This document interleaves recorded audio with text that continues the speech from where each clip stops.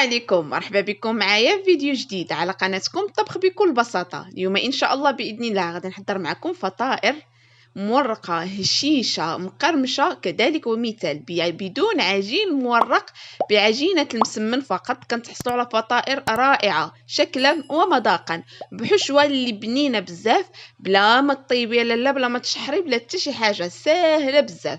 كنتمنى فعلا انك تجربيها لانها اكيد غادي تعجبك. الا عجبتك خلي لي جيم وتابونا وضغطوا على جرس التنبيه باش هكا يوصلكم كل جديد، وبارطاجيو الفيديو مع الاهل والاحباب ديالكم باش هكا تعم الفائده، طبعا فضلا وليس امرا، غير باش هكا نزيد نتشجع ونعطي اكثر واكثر من الوصفات السهله والسريعه، وندوزو المقادير وطريقه التحضير وفرجه ممتعه. وبسم الله. واول حاجه كناخذوا كاس من الحليب اللي كيكون دافي، ما كيكونش غليان، كيكون غير دافي. كنضيفوا عليه ملعقه كبيره من الخميره الفوريه او الخميره المعجونه، وغادي نضيفوا عليه ملعقه كبيره من السكر سنيده او السكر الخشن. غادي نخلطوها مزيان مزيان وغادي نخليوها هكايا جانبا حتى كيتفاعل معنا، وفي نفس الوقت داك الخميره كتذوب لينا، لان هاد العجينه هادي ما غاديش نخليوها نهائيا تختمر. بالنسبه للعجينه او لا الدقيق غادي نحتاجو 6 ديال الكؤوس مقياس ديال العنبه ديال الدقيق الناعم او الدقيق الرطب. وغادي نضيفو هنايا القليل من الملح، والملح دائما كيبقى على حسب الذوق. وغادي نضيفو 3 ديال المعالق كبار من الزيت النباتيه. الدور ديال الزيت النباتيه كيعطينا قوام زوين هكايا في العجين ديالنا، وكيخلينا العجين اللي كيكون رطب. وغادي نضيفو ملعقه كبيره من الخل، والخل دائما كيعطينا واحد الهشاشه وقرمشه للعجينه ديالنا. صافي هنايا غادي نضيفو داك الكاس ديال الحليب اللي ضفنا فيه السكر والخميره، هنا شللته بالماء دافي وغادي نبداو تنعجنو. كنضيفو غير كاس واحد ديال الحليب، وغادي نكملو العجين ديالنا بالماء فقط. هنا بامكانكم يعني تستعملوا الحليب في كميه كامله، كما انكم الا بغيتوا كتستغناو على الحليب ضيفوا يعني غير الماء بحال المهم على حسب المتوفر. ضفت الكاس الاول كامل ديال الماء وغادي نبقى تنعجن مزيان مزيان. وبالنسبه للكاس الثاني ضفت فيه غير واحد شويه صافي، وفي نفس الوقت كنتحصلوا على قوام. ها نتوما بعدا للكاس الثالث ديال السوائل كنحتاجوا منه غير ربع كاس فقط، يعني كنديروا كاس ديال الحليب وكاس ديال الماء ممتلئ جيدا، والكاس الثالث كنضيفوا فيه غير ربع كاس. صافي كنديروا العجين ديالنا فوق سطح العمل وكنفركوها مزيان. كنتحصلوا على عجينه ما كتكونش كتلتصق لينا في اليدين ديالنا، وفي نفس الوقت كتكون طريه وكتكون متماسكه كي بحال هذا القوام هذا اللي كنتحصلوا عليه كما كتشاهدوا معايا في الصوره. عجينه ما كتلتصقش نهائيا في اليدين ديالنا. صافي غادي نديرها كي في القصيعه ولا في اناء فين عجنته، وغادي ندهنها بقليل من الزيت، وغادي نغطيها بابي فيلم اليمونتير وغادي نخليوها. بالنسبه للعجينه ما خصهاش نهائيا تختمر، خصنا نكونوا صراع في هاد العمليه هذه، يعني غادي نخليوها ترتاح بالكثير واحد 5 دقائق الا كثرنا عليها. صافي غادي نخليوها ترتاح وغادي ندوزو للحشوه. بالنسبه للحشوه، الحشوه سهله، يعني الحشوه قبل ما تنعجنوا تنحكوا هكا الكاشير ديالنا، المهم تنوجدوا الامور ديالنا كامله عاد كنبداو تنعجنوا. المهم صافي دابا هنايا خديت شويه ديال الكاشير او المرتديلا، من بعد حكيت هكا قطريفات صغار طوليه، وغادي نضيف عليها هنايا 6 ديال البيضات اللي من بعد ما سلقتهم وحكيتهم حتى هما في الحكاكه الغليظه. غادي نضيف عليهم هكا القليل من الزيتون الاخضر اللي من بعد هكا ما قطعته دوائر، وهنايا عندي علبه ديال الطون او تونه اللي ديال الزيت. هنا بامكانكم ديروا حتى 2 ديال العلب حتى 3 على حسب الذوق ديالكم، على حسب نتوما اللي متوفر عندكم، على حسب كاين اللي كيبغي المذاق بزاف هكايا ديال الطون في الفطائر ديالو، وكاين اللي ما تيبغيش. انا كنفضل انني كندير غير داك النسيمه القليله هكا في الفطائر ديالي. صافي غادي نضيف هنايا الجبن، غادي ندير 3 ديال القطع من الجبن ديال الساندويتش. هنا بامكانكم ديروا اي جبن كان متوفر عندكم، يعني ما كاينش مشكل، بامكانكم ديروا يعني غير داك الجبن المثلث. صافي من بعد ما كنقطعوهم هكا طريفات صغار غادي نقسم العجين الحشوه ديالي غير بالقليل من الفلفل الاسود والقليل من الملح، غير قليل فقط، لان ديروا بالكم بان الملح عندنا الجبن مالح، عندنا الزيتون مالح، عندنا المرتديلا مالحه، يعني نقصوا شويش من الملح. صافي كنخلط المكونات هكا كامله مع بعضياتها حتى كينسجم لينا الخليط ديالنا، وكنتحصلوا على خليط اللي كيكون بحال هكا. صافي دابا في هذه المرحله هذه غادي نخليوه جانبا، وغادي ندوزو هكايا للعجين ديالنا. بالنسبه للعجينه هانتوما غادي باش غادي نورقوا العجين ديالنا، عندنا القليل من الزيت النباتيه، وعندي هنايا تقريبا واحد 220 غرام ديال الزبده خاصه بالتوريق. غادي ندوبها مزيان مزيان حتى غادي تولي لينا على شكل نوازيت. المهم زعما ما كيبقاش لينا داك الحليب ديال الزبده هكايا.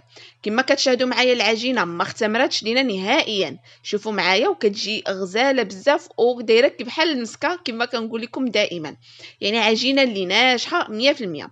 صافي تنشكلها هكايا كويرات. هنايا انا غادي نشكلها على 6 ديال الكويرات بحال هكايا. المهم تنكورهم مزيان، وهنايا ما غادي نحتاجوا لا زيت لا حتى شي حاجه، لان العجينه ما كتكونش كاع كتلتصق في اليدين ديالنا.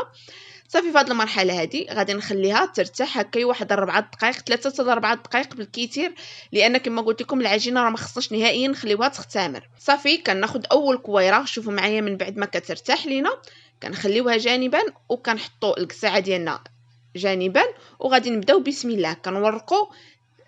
غير بالزيت في الاول فقط، ما كنديروش نهائيا الزبده. صافي كنبقى تنطلق العجين ديالي غير بشويه هكايا، وكنجبد، نحاولوا اننا ما نقطعوهاش، وفي نفس الوقت اننا هكايا نجبدوها، لان فيها الخميره دغيا هكا غادي تقطع، يعني غير بشويه عليها كما كنقولوا. صافي هنايا من بعد ما كنطلقها، شوفوا معايا الزبده اللي من بعد ما دوبتها حتى كتولي على شكل نوازيت، يعني كيتغير اللون ديالها هكايا، كتعطينا توريق اللي احسن ورائع بكثير. صافي غادي ندهنها مزيان مزيان، وغادي نطويها على شكل مسمنه زعما كما كنديروا الملوي ديالنا اولا المسمن ديالنا العادي جدا. صافي كنطلقها هكايا، وكنولي تنرد ليها الطرف الاخر كذلك ومثال، وكنلصق هكايا الجوانب مع بعضياته. المهم يعني باش تجينا زعما المسمنه مقاده ومربعه. كندير ليها هكايا شويه ديال الزبده عاوتاني كذلك ومثال، وكنطويها بهذه الطريقه هذه، يعني العمليه اللي سهله جدا جدا.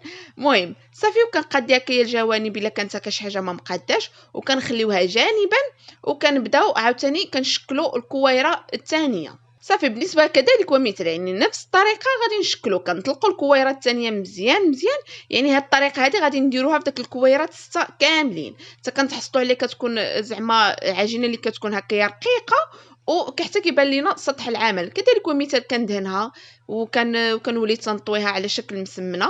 صافي بحال هكا، وكنقاد ليها الجوانب ديالها، وكنولي عاوتاني تنطوي عليها الطرف الاخر، وكنقادها حتى هي. من بعد كندير لها هكايا شويه ديال الزبده بحال هكايا. صافي وكندهنها مزيان مزيان، وغادي نولي تنطويها على شكل مربع، ونحاولوا اننا نقادو هكايا وتجينا زعما مقاده. صافي وغادي نخليها ترتاح. من بعد كنبداو بالكويره الاولى، يعني اول وحده، يعني اللي ورقناها واللي قاديناها كنبداو بها. صافي من بعد حتى الزبده كتبقى كتماسك لينا، كنحسوا بها يعني جمدت لينا في وسط العجين، يعني كتماسك لينا. صافي هنايا غادي هكا غادي نقرصها مزيان مزيان. المهم هنا ما كنتحسوش على العجينه اللي كتكون رقيقه بزاف شفافه، وما ماشي كذلك ومثال ماشي غليظه بزاف. المهم السمك ديالها كيكون هكا متوسط واحد شويه. هنا كناخذ واحد السكين اولا جراره ديال البيتزا، كنقسم العجين ديالي على 4.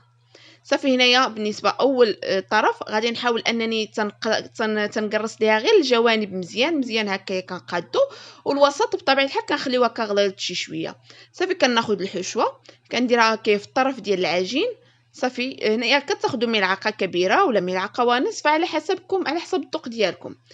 صافي من بعد كنقادها وكنتني داك الطرف اللي ملهيه والطرف عاوتاني اللي من اليمين واليسار مزيان مزيان. علاش كنقرصوا هكايا الجوانب؟ باش من بعد ملي كنجيو هكا كنطويوها باش ما كتجيناش هكايا الفطيره ديالنا خشينه هكايا في زعما من الجوانب. صافي كنطويهم هكا على شكل سيجار، كنقادها بحال هكايا وكنديرها في لاطه اللي كتكون مفرشه بورق الزبده اولا مدهونه بحال. صافي غادي نعاود معكم وحده اخرى. هانتوما كنقرص الجوانب مزيان مزيان، من بعد كنجيب هكايا الحشوه ديالي كنقادها. صافي كنقادها على شكل طولي، وكنبقى تنطوي الجوانب هكايا من الاطراف. وهنا نتوما بحال اللي كتشوفوا راني كنطوي غير شويه فقط، غير باش هكا ما تخرجش ليا الحشوه على برا. صافي من بعد عاوتاني كنولي تنطوي بهذه الطريقه هذه. على شكل هكايا مخده ولا شكل سيجار. صافي في هاد الاثناء هادي غادي نحطها في اللاطه اللي كتدخل الفرن، وحتى غادي نكمل هكايا الكميه كامله ديال العجين ديالي، وغادي نولي نرجع معكم. هنايا من بعد ما كنقادو من بعد هكا ما كنساليو الكميه كامله. هناك بحال اللي كنعمروا اللاطه الاولى واللاطه الثانيه، حتى كندخلوا هاد اللاطه هادي للفرن، عاد كنبداو عاوتاني بالعجين المتبقي. لان في هاد الاثناء هادي ما خصناش نهائيا نخليو العجين ديالنا يختمر. كناخذ هنا بيضه كامله، كنخففها بالقليل من الحليب. من بعد كندهن الوجه ديال الفطائر ديالنا. وفي هاد الاثناء هادي كيكون الفرن عندنا كيسخن مزيان مزيان. صافي هنايا من بعد ما كنكملهم بالدهن، كناخذ هنا واحد السكين اللي كيكون حاد، زعما هكا، وكنشرط الوجه ديال الفطيره ديالنا اولا ديال الفطائر ديالنا، كيعطينا ليه تزيين، وفي نفس الوقت داك التوريق كيبقى باين لينا.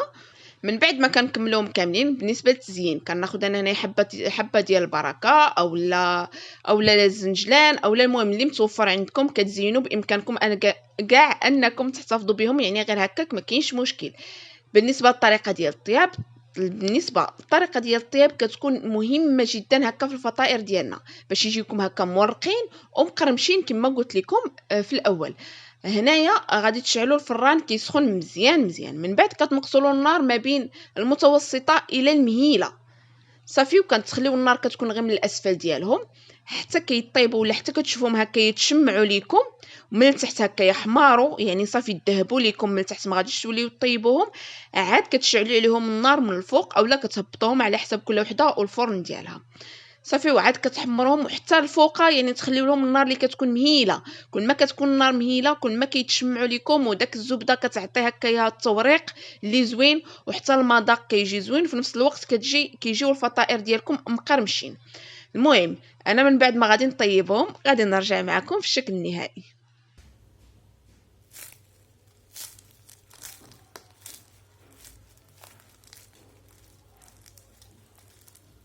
وكان هذا هو الشكل النهائي ديال الفطائر ديالنا. كما سمعتوا معايا كيجيو مقرمشين رائعين وهشاشين في نفس الوقت.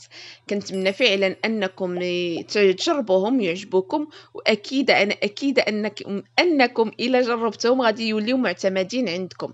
فإلا عجبكم الفيديو خليو لي جيم وتابوناو وضغطوا على جرس التنبيه باش كيوصلكم كل جديد، وبارطاجيو الفيديو مع الاهل والاحباب ديالكم باش هكا تعم الفائده، طبعا فضلا وليس امرا، غير باش هكا نزيد نتشجع ونعطي اكثر واكثر من الوصفات السهله والسريعه. واي استفسار ولا اي ملاحظه ولا اي شيء بغيتو نحضرها معكم خليوها لي في التعاليق، انا راه الاشاره ديالكم. فوصلنا نهايه الفيديو، ما بقى لي الا نقول لكم السلام عليكم الى الفيديو المقبل ان شاء الله.